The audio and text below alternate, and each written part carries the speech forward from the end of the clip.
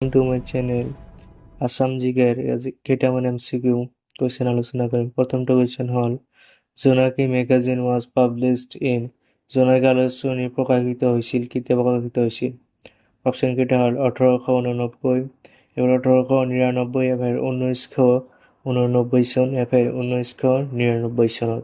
শুদ্ধটো হ'ব 1889 চনত হৈছিল 9 ফেব্ৰুৱাৰী তাৰিখে। আৰ তেতিয়া এইটো এডিটৰটো আছিল চন্দ্ৰকুমাৰ আগৰৱালা।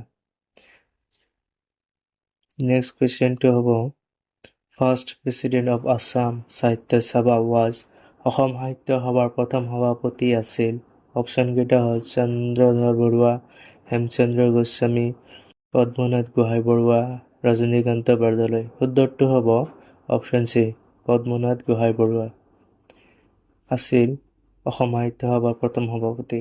নেক্সট কুৱেশ্যনটো হ'ল first vice president of Assam সাহিত্য সভা ৱাজ অসম সাহিত্য সভাৰ প্ৰথম উপসভাপতি কোন আছিল? অপশ্যন কেইটা হ'ল মিত্ৰদেৱ মহন্ত, লক্ষ্মীনাথ বেজবৰুৱা, বেণুধৰ ৰাজখোৱা, তৰুণৰাম ফুকন। শুদ্ধটো হ'ব অপশ্যন এ, মিত্ৰদেৱ মহন্ত আছিল অসম সাহিত্য সভাৰ প্ৰথম উপসভাপতি। নেক্সট কুৱেশ্যনটো হ'ল ফাৰ্ষ্ট ছেক্ৰেটাৰী অফ আছাম সাহিত্য সভা ৱাজ অসম সাহিত্য সভাৰ প্ৰথম সম্পাদক আছিল। অপশ্যন কেইটাৰ মাজত শুদ্ধটো হ'ব অপশ্যন বি, শৰৎ চন্দ্ৰ গোস্বামী আছিল অসম সাহিত্য সভাৰ প্ৰথম সম্পাদক। নেক্সট কুৱেশ্যনটো হ'ল ফাৰ্ষ্ট বৰগীত মনা মেৰি ৰাম চৰণী লাগু was composed by the Shankardev at প্ৰথম বৰগীত মন মেৰি ৰাম চৰণী লাগু এইটো কোন ঠাইত এইটো ৰচনা কৰিছিল শংকৰদেৱে? অপশ্যন কেইটাৰ মাজত শুদ্ধটো হ'ব অপশ্যন এ, বদ্ৰীনাথৰ ৰচনা কৰিছিল শংকৰদেৱে প্ৰথম বৰগীতটো। নেক্সট কুৱেশ্যনটো হ'ল first Assamese novel written by Padmanath Gohain Barua is Padmanath Gohain বৰুৱাৰ প্ৰথম অসমীয়া উপন্যাস হৈছে। অপশ্যন কেইটাৰ মাজত শুদ্ধটো হ'ব অপশ্যন বি, ভানুমতী আছিল পদ্মনাথ গোহাঁই বৰুৱাৰ প্ৰথম অসমীয়া উপন্যাস।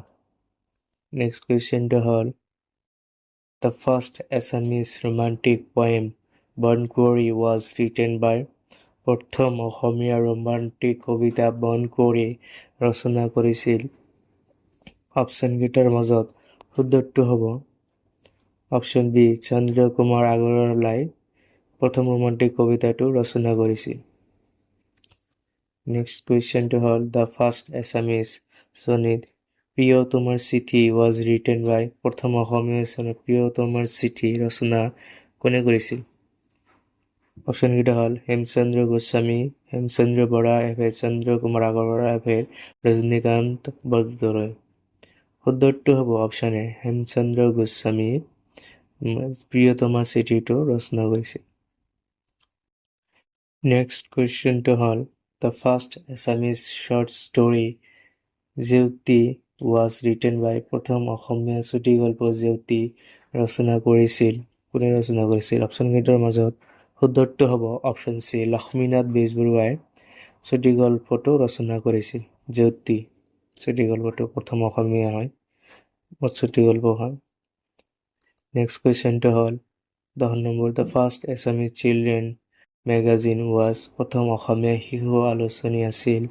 অপশ্যন কেইটা ল'ৰা বন্ধু, মৰমৰ দেউতা, ভাইটি, সপুৰা। শুদ্ধটো হ'ব অপশ্যন এ, ল'ৰা বন্ধু আছিল প্ৰথম অসমীয়া শিশু আলোচনী। নেক্সট কুৱেশ্যনটো হ'ল the first female president of Assam সাহিত্য সভা ৱাজ অসম সাহিত্য সভাৰ প্ৰথমগৰাকী মহিলা সভানেত্ৰী আছিল। অপশ্যন কেইটাৰ মাজত শুদ্ধটো হ'ব অপশ্যন ডি, নলনীৱালা দেৱী আছিল প্ৰথম অসমীয়া মহিলা সভানেত্ৰী আছিল। নেক্সট কুৱেশ্যনটো হ'ল the first Assamese daily news paper was প্ৰথম অসমীয়া দৈনিক কাকত আছিল। অপশ্যন কেইটা হ'ল দৈনিক বাতৰি, আমাৰ অসম, অসমীয়া খবৰ, এফেৰ অসমীয়া প্ৰতিদিন। শুদ্ধটো হ'ব অপশ্যন এ, দৈনিক বাতৰি আছিল প্ৰথম অসমীয়া দৈনিক কাকত। Next question the first Assamese female film director was প্ৰথম অসমীয়া মহিলা চলচ্চিত্ৰ পৰিচালক আছিল। অপশ্যনকেইটা হ'ল সুপ্ৰভা দেৱী, ৰীমা দাস, মঞ্জু বৰা এবা ৰীমা কাকতি। শুদ্ধটো হ'ব অপশ্যন এ, সুপ্ৰভা দেৱী আছিল প্ৰথম অসমীয়া চলচ্চিত্ৰ পৰিচালক। নেক্সট কুৱেশ্যনটো হ'ল the first English weekly news paper of Assam was. অসমৰ প্ৰথম ইংৰাজী সাপ্তাহিক বাতৰি কাকত কোনটো আছিল? অপশ্যনকেইটা হ'ল the Assam Tribune, Assam Mihir, the Sentinel, none of the above এবাভ। শুদ্ধটো হ'ব অপশ্যন বি, অসম মিহিৰ আছিল প্ৰথম ইংৰাজী সাপ্তাহিক বাতৰি কাকত।